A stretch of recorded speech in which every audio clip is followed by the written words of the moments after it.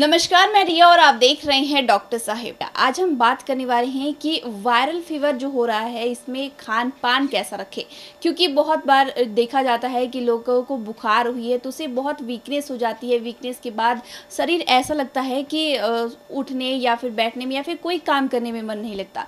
तो ऐसे में किस तरीके से खान पान रख सकते हैं, क्या क्या परहेज कर सकते हैं, इस विषय में हमारे साथ पूरी जानकारी देने के लिए मौजूद है डॉक्टर दिवाकर तेजस्वी, जो कि बिहार के जाने माने फिजिशियन है।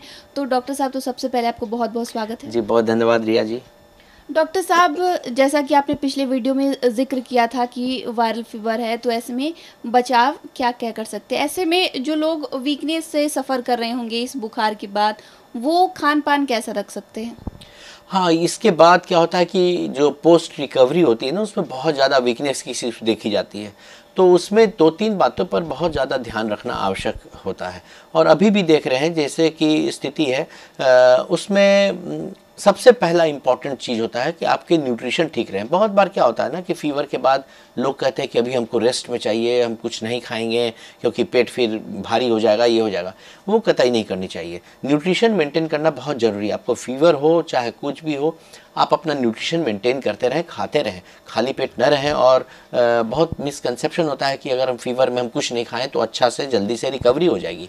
उसमें क्या होता है कि शरीर में इसेंशियल न्यूट्रिएंट्स की और जो इलेक्ट्रोलाइट्स है उसकी कमी हो जाती है। और विशेषकर वैसे लोगों में जो डायरिटिक्स पर हैं, जो ब्लड प्रेशर जिनको है और वो दवाइयाँ ले रहे हैं, कार्डियक पेशेंट्स हैं जो यूरिन ज़्यादा कराती है, तो वैसे में यूरिन भी ज़्यादा हो रही है, फीवर में आप कमजोरी हो रहे हैं, आप खाना भी कम खा पा रहे हैं और साथ में पसीना से नमक भी, सॉल्ट बहुत निकल जा रहा है। तो हाइपोनेट्रीमिया, नमक की कमी, ये इस मौसम में बहुत देखी जा रही है। और जब नमक की कमी एक मानक से कम हो जाती है, बहुत ज़्यादा कमजोरी और कन्फ्यूजन का स्टेट हो जाता है। वो पहचानने में भी किसी किसी को परेशानी आती है लोगों में।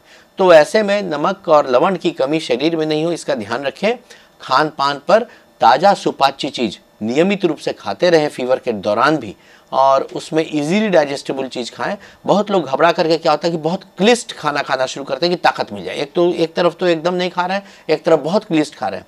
तो बहुत क्लिष्ट, बहुत भारी खाना खाने में भी, जिसमें कि बहुत ज़्यादा अगर घी तेल वाला सामान है, तो वो भी पाचन प्रक्रिया पर असर करेगा। तो आप सामान्य सुपाच्य चीज़, जैसे मड़गिल्ला चावल होता है, खिचड़ी होती है, मुलायम चोखा होता है, ग्रीन वेजिटेबल्स का चोखा होता है, ये सब चीज़ें खाएं।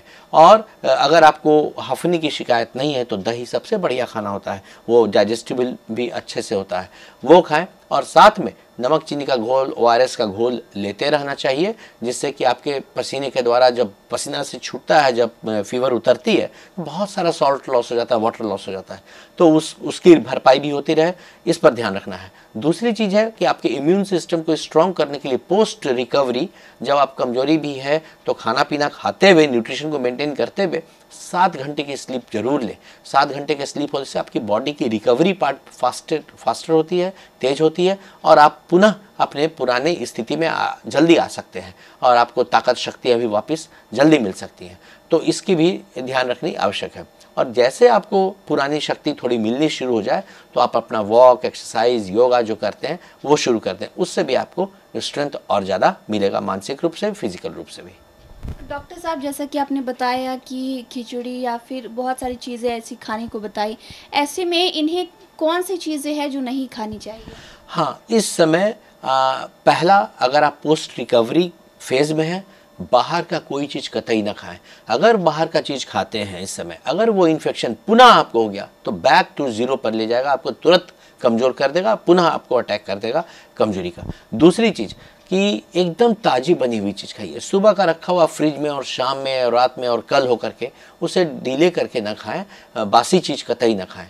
तीसरी चीज़ कि क्लिष्ट चीज़, जिसमें मसाला बहुत पड़ा हो, जिसमें तेल बहुत पड़ा हो, जिसमें पुराने तेल भी हो, वो सब चीज़ें ना खाएं, क्योंकि वो आपके पाचन प्रक्रिया को असर करेंगी और उसमें इंडाइजेशन बढ़ेगी, आपको गैस बहुत बढ़ेगा, क्योंकि दवाइयाँ का भी सेवन आप कर चुके हैं।